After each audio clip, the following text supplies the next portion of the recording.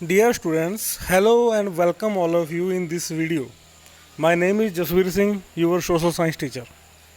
जैसे कि आप सबको पता है कि हम डिफरेंट वीडियोस के जरिए हिस्ट्री का first chapter the rise of nationalism in Europe कर रहे हैं। ये क्लास 10th हिस्ट्री का फर्स्ट चैप्टर है और इस चैप्टर से रिलेटेड हमने पहले भी कुछ इंपॉर्टेंट टॉपिक्स को डिस्कस किया है डिफरेंट वीडियोज़ के थ्रू। तो आप ये वीडियो देखने से पहले अगर उन वीडियोज़ को आपने अगर नहीं देखा है तो आप उनको ज़रूर देख लें, ताकि आपको ये टॉपिक अच्छी तरह से क्लियर हो जाए। और ये टॉपिक भी उन्हीं पे डिपेंड करता है कहीं ना कहीं, तो इसलिए अगर आपने वो वीडियो नहीं देखे हैं तो वो ज़रूर देखें। तो हम इस टॉपिक में बहुत ही इंपॉर्टेंट टॉपिक करेंगे जिसका नाम है विजुअलाइजिंग दी नेशन।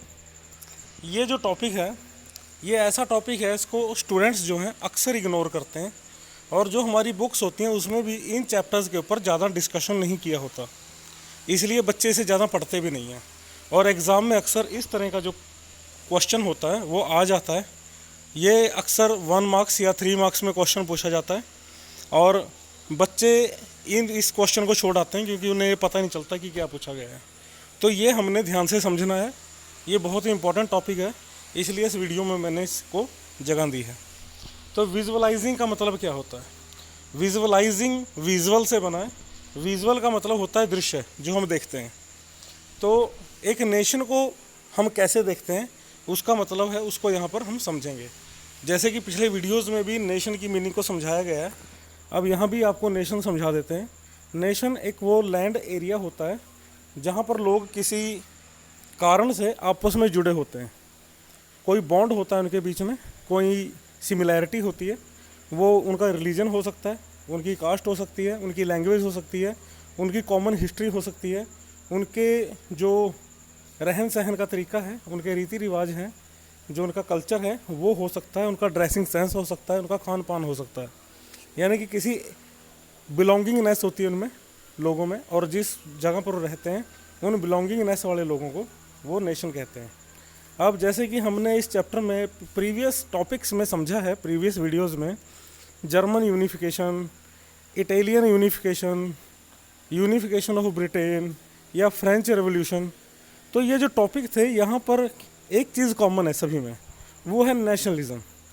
या तो नेशनलिज्म की भावना का पहले प्रसार हुआ और फिर लोगों ने कोई रेवोल्यूशन की, जैसे फ्रांस इसका एग्जाम्पल है, या फिर कुछ एरियाज थे जैसे इटली और जर्मनी, वहाँ के लोगों ने, किसी एक पर्टिकुलर एक टेरिटरी के लोगों ने समझा कि इटली या जर्मनी जो है हमारा नेशन है, और उन्होंने इस बात को पूरे उस एरिया में फैलाया और उसके आधार पे फिर यूनिफिकेशन किया उस एरिया का।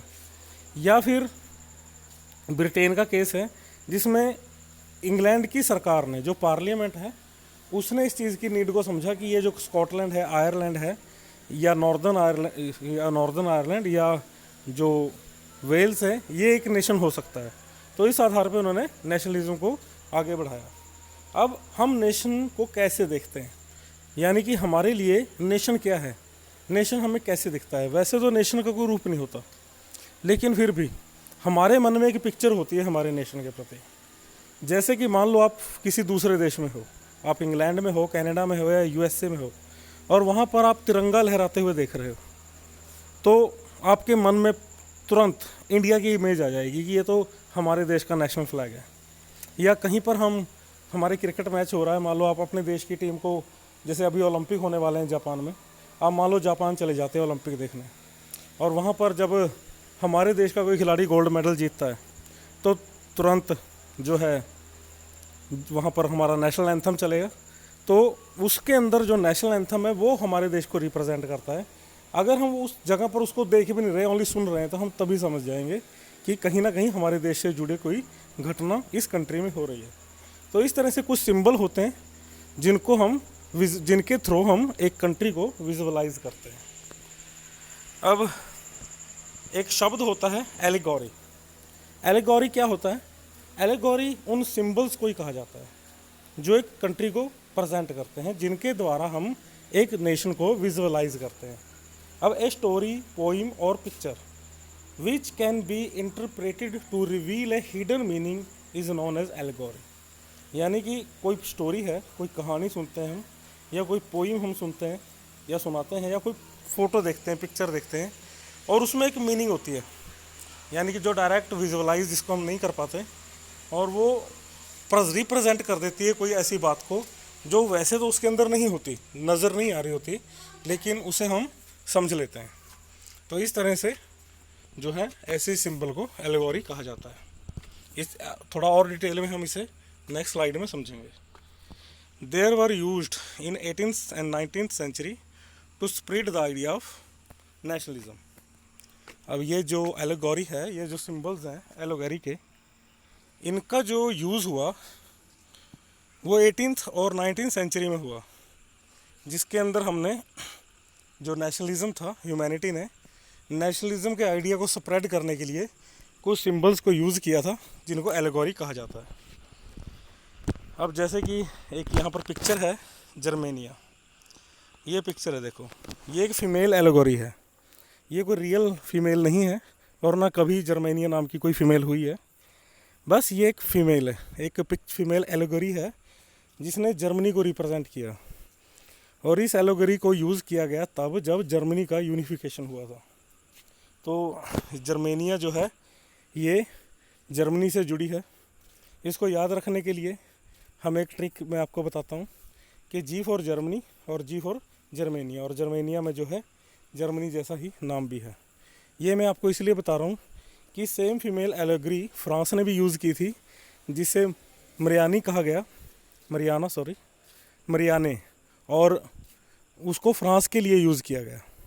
ठीक है, तो अक्सर पूछ लिया जाता है, इस पे क्वेश्चन आते हैं, what do you mean by Germania या what do you mean by मरियाने।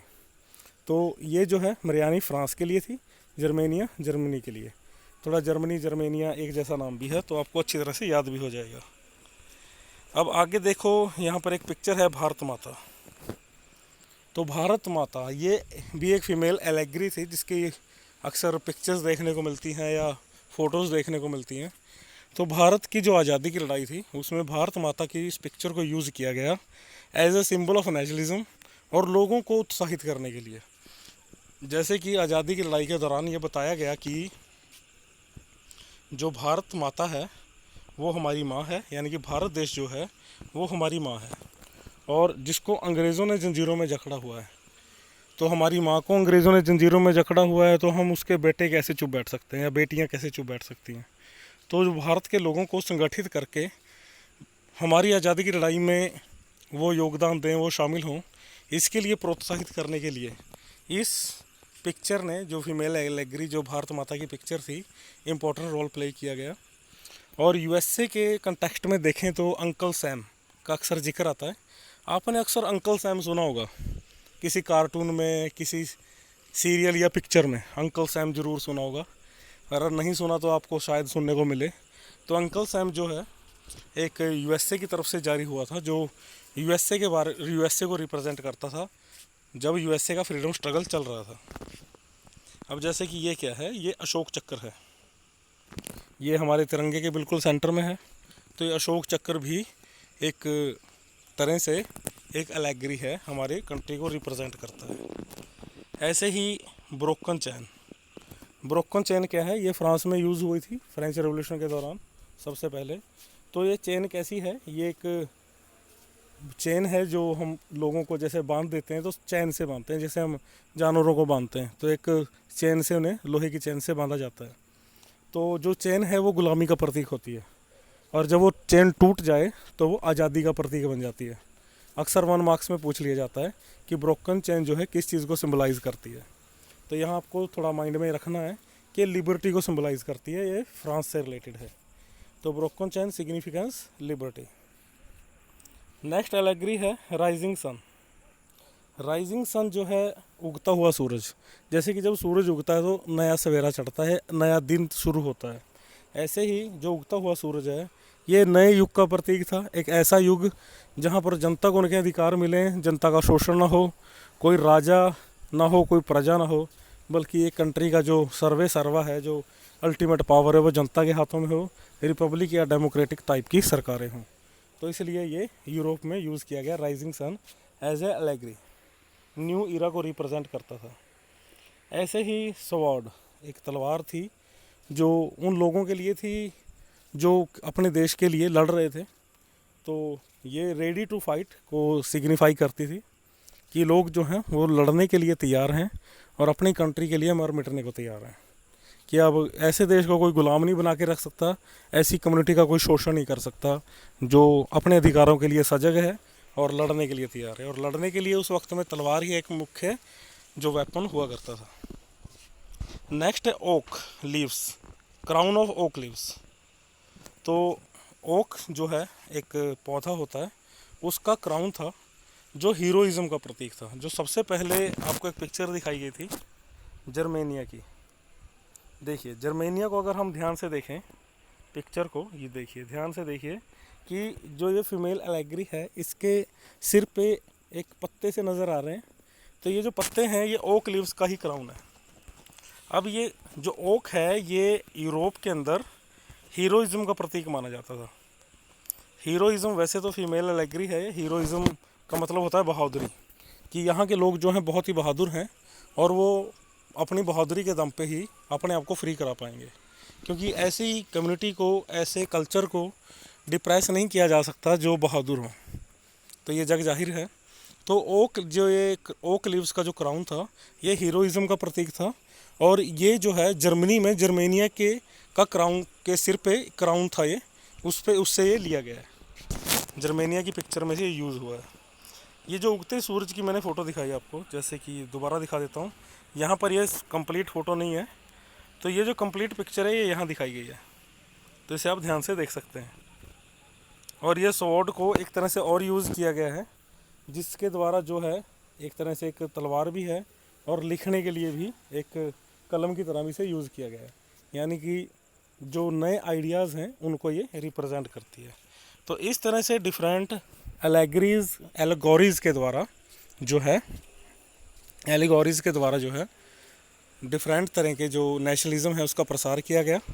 लोगों को ये समझाया गया कि वो एक नेशन से बिलोंग करते हैं, चाहे वो लिंग्विस्टिक कम्युनिटीज़ का एक यूनिट हो या किसी रिलीजन या किसी कम्युनिटी को फॉलो करने वाले लोगों का एक समूह हो।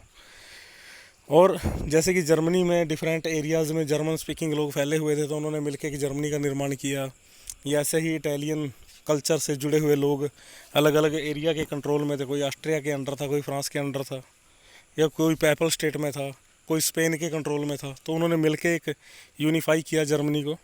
और ऐसे ही अगर हम भारत माता के केस में देखें या भारत के इस कंटेक्स्ट में देखें, तो भारत में ऐसे एलोगोरी बहुत ज़्यादा यूज़ किए गए, जैसे हमारा नेशनल एंथम है, हमारा ट्राई कलर नेशनल फ्लैग है, या इंडिया से जुड़ी हुई जितनी भी चीज़ें हैं, जो हमारी वंदे मातरम का स्लोगन है, भारत माता की जय है, अंग्रेज़ों भारत छोड़ो, करो या मरो, ऐसे स्लोगन हैं। ये भी एक तरह से जो है एक तरह से एलोगोरी थे जो एक सिंबलाइज करते थे इंडिया के फ्रीडम स्ट्रगल को, और लोगों को जोड़ने में इनका बड़ा ही इंपॉर्टेंट रोल रहा है, क्योंकि आम जनता जो है वो बड़ी उनको झकझोरना पड़ता है किसी चीज़ के लिए जागरूक करने के लिए। तो इन चीज़ों का बड़ा योगदान रहा है किसी भी जगह के नेशनलिज्म को, किसी कंट्री में नेशनलिज्म के प्रसार के लिए, और लोगों ने अपनी कंट्री को इन्हीं सिंबल्स के ज़रिए देखा है। तो कई जगह पर जो है, जैसे हम मातृभूमि बोलते हैं, हम अपनी ज़मीन को अपनी माँ की तरह समझते हैं। कई जगह जो है उसे पैटर्नल लैंड यानी कि पितृभूमि माना जाता है, और वो एक कंट्री को अपने पिता की तरह मानते हैं। तो ये उनकी अपनी अपनी थिंकिंग होती है। और ये जो है जो ज़मीन है वो जैसे कंट्री है वो एक फीमेल फिगर के रूप में दिखाई गई कि ये फीमेल है, भारत माता है, जैसे भारत माता के कंटेक्स्ट में देखें, और वो जंजीरों में जकड़ी है। तो जो भारत माता के जो सपूत थे वो हंसते हंसते कुर्बान हो गए इस ज़मीन को, इस कंट्री को फ्री कराने के लिए। तो इस तरह से एलोगोरीज़ का जो है बड़ा ही इम्पोर्टेंट रोल रहा है नेशनलिज्म के प्रसार में और एक कंट्री के अंदर उसके फ्रीडम में या यूनिफिकेशन में। तो आई होप आपको ये टॉपिक अच्छी तरह से समझ में आ गया होगा, और अगर ये टॉपिक में कोई डाउट है आपको तो आप आस्क डाउट में जाके व्हाट्सएप के थ्रू मुझसे पूछ सकते हैं। ये चीज़ मैं हर रोज़ बोलता हूँ कि आप पूछ सकते हो अपने डाउट, लेकिन बच्चे बहुत ही कम हैं जो अपने डाउट पूछते हैं। तो आप ध्यान से इस वीडियो को देखें और अपने डाउट पूछें।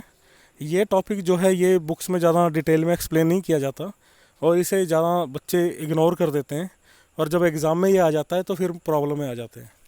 बहुत से बच्चे होते हैं बड़े इंटेलिजेंट होते हैं, और वो ऐसे क्वेश्चन आने की वजह से वो 100 आउट ऑफ 100 नहीं ले पाते, वो 97 98 तक रुक जाते हैं। तो ऐसे क्वेश्चनों को इग्नोर नहीं करना है और उनको भी कवर करते हुए चलना है। ताकि एक एक एक नंबर इम्पोर्टेंट होता है उन बच्चों के लिए स्पेशली जो बहुत अच्छा करते हैं या जो पॉइंट्स पे पास होते हैं उनके लिए भी।